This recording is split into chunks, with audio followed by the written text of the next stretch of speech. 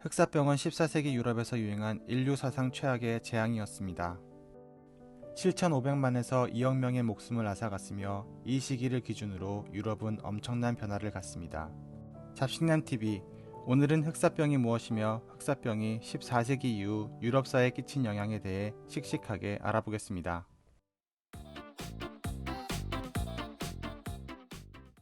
유럽에서 1347년 창궐한 이후 1340년대 흑사병으로만 약 2,500만 명이 사망합니다. 2,500만 명은 당시 유럽 인구의 30%에 달하는 숫자였으며 1700년대까지 100여 차례 흑사병이 유럽을 휩습니다. 특히 14세기 흑사병을 대흑사병이라고 하며 유럽의 사회 구조까지 붕괴시킬 정도로 큰 영향을 줍니다. 흑사병에 걸리게 되면 피부에 부종이 일어나고 온몸이 까맣게 썩어가며 사망하기 때문에 흑사병이라고 불리게 됩니다. 그래서 부종이 발견되는 사람은 즉시 격리되었는데요. 치료를 위한 격리가 아닌 그냥 죽게 놔두는 거였죠. 당시의 의학 지식으로는 원인을 알 수 없었기 때문에 사람들은 교회에 가서 기도하고 종교에 의지하는 수밖에 없었습니다. 사람들은 흑사병이 악마의 저주라고 생각했으며 종교적 심판으로 여겼습니다.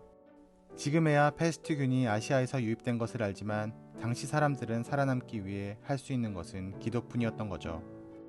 그렇다면 흑사병의 원인은 무엇이었을까요? 유럽 흑사병 감염 요인은 바로 쥐에 기생하는 벼룩에 있는 예르시니아 페스티스라는 원인균입니다. 우리가 흔히 흑사병을 페스트라고 하는 이유도 벼룩 안의 원인균의 이름에서 유래된 것입니다. 감염된 벼룩은 숙주인 쥐를 감염시키고 숙주가 사망하면 벼룩은 인간이나 다른 쥐에게 옮겨가면서 확산됩니다. 병에 걸리면 보시는 사진과 같이 몸이 검게 변하면서 사망하게 되는데요. 흑사병의 치사율은 14세기 50%에 가까웠습니다. 빠르면 6시간 안에 사망하는 치명적인 병이었습니다. 도시에는 사망한 시체가 방치되거나 공공장소에서 소각이 계속해서 이루어졌습니다. 흑사병은 언제 어떻게 유럽에 유입된 것일까요?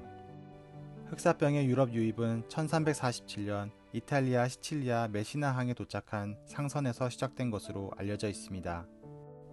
당시 상선의 선원들은 알 수 없는 전염병으로 사망했으며 이후 흑사병은 유럽 전역으로 퍼져나가게 됩니다. 당시 상황을 묘사한 그림인데요. 배에서 전파된 흑사병 군단이 시민들을 공격하는 그림으로 그만큼 흑사병의 전파력과 공포가 심했다는 걸 알 수 있죠. 흑사병은 1347년, 1348년 이탈리아 전역을 휩쓸고 1348년에는 프랑스, 스페인, 영국까지 퍼지게 됩니다. 1350년경에는 스칸디나비아 반도의 노르웨이에도 발병했으며 1351년 러시아까지 덮치며 유럽을 흔듭니다. 흑사병의 확산을 지도로 살펴보겠습니다. 초기에는 이탈리아와 터키 지역에서만 발병하다가 프랑스, 독일과 영국, 북유럽을 잠식하고 러시아도 결국 무너지게 되는 상황이었죠. 영국의 웨이모스 항구는 영국에 처음으로 흑사병이 유입된 항구인데요.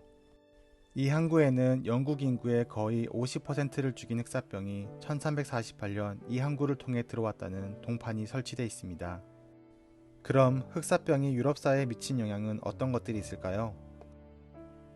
첫 번째는 급격한 인구 감소입니다. 앞에서 말한 바와 같이 흑사병은 약 7,500만에서 2억 명의 유럽 인구를 죽입니다. 이는 평균적으로 유럽 인구의 30%에서 50%가 사라지게 된 것이죠. 당시 영국의 인구 그래프인데요. 흑사병이 창궐한 1380년대에 약 450만에서 1400년 초반에는 200만 명까지 줄어든 걸 볼 수 있습니다. 당시 사람들의 일과가 시신을 수습하고 관을 옮기는 것이었다니 얼마나 많은 사람들이 죽었는지 알 수 있습니다. 두 번째는 염세주의의 확산입니다. 1350년대는 흑사병의 영향으로 매우 음울했으며 비관주의가 팽배했고 모든 것이 신의 심판이라는 사상이 퍼져나갔습니다. 세 번째는 사회 비주류 계층에 대한 핍박입니다. 흑사병은 성직자들도 피해갈 수 없었으며 많은 수의 기독교 성직자가 사망합니다. 그에 따라 기독교에 대한 의심이 커지게 되는데요. 신의 대리인마저 사망하자 기독교를 의심하고 사이비 종교도 등장합니다. 대표적인 것이 채찍질 고행이었는데 스스로 육체의 고통을 가하여 죄를 씻자는 13, 14세기 유행한 이단 종교입니다. 이런 상황에서 교회는 자신들의 무능력함을 모면할 대상이 필요했는데 대표적인 것이 마녀사냥과 유대인 혐오입니다. 사회 비주류 계층이던 산파나 혼자 사는 여성들을 악마와 결탁한 마녀로 몰아 흑사병이 이들로 인해 전해진다고 말합니다. 이들은 교회의 무능함을 대신해 마녀라는 이름으로 화형에 처해집니다.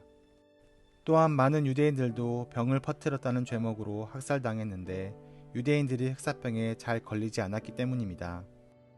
현대 병리학자들은 유대인들이 율법적으로 손을 자주 씻기 때문에 흑사병에서 상대적으로 안전했다고 주장합니다.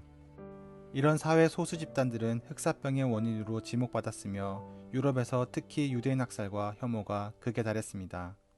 마지막으로 중세 사회 질서의 붕괴입니다. 급격한 인구 감소로 농노가 부족하게 되고 영주들의 농토는 남아돌게 됩니다. 농노가 귀해지고 자연스럽게 대우와 사회적 지위가 상승하게 됩니다. 지위가 상승한 농노들은 계급적 불평등에 대항해 봉기했고 프랑스와 영국에서 농민 봉기가 많이 발생합니다. 대표적인 농민 반란이 프랑스의 자크리의 난과 영국의 와트 타일러의 봉기입니다.